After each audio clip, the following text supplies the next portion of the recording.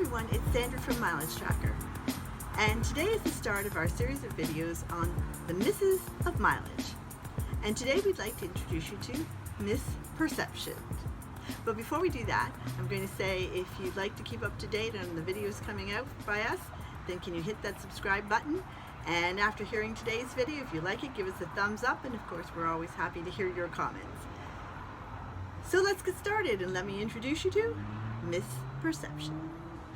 Now I have an aunt that as she got older, about things that she didn't get to do that she thought she should have done, she would say to me, "Can't be bothered, Sandra, can't be bothered."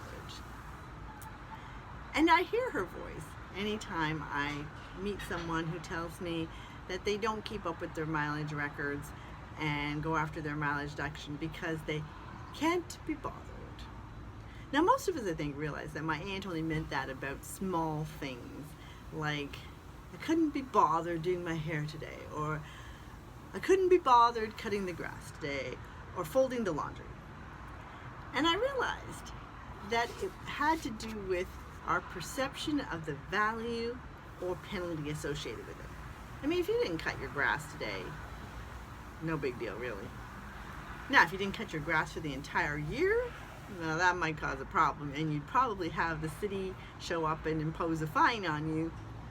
So there's a reason that you get around to cutting the grass. You don't forever say, "I can't be bothered." And also, I think about things. So think about it: if you dropped your cell phone on the ground as you stepped out of your car today, would you pick it up? Or would you say, "Oh, I can't be bothered"? Well, no, I don't think so. And so once again, that is got to do with the value, the perceived value. And so I realize a lot of people have a misperception about what mileage can be worth to them.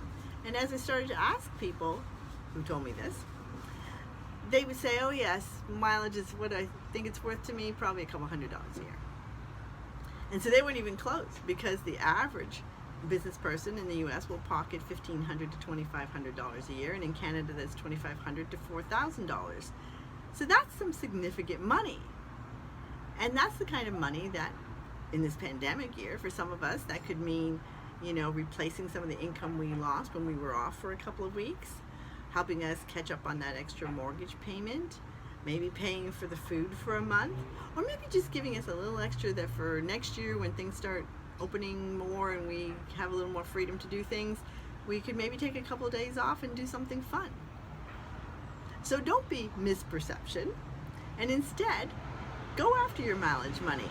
And how about if Mileage Tracker does all the paperwork for you, all that tedious paperwork you didn't want to do anyway, and you can just hand it in and collect your money.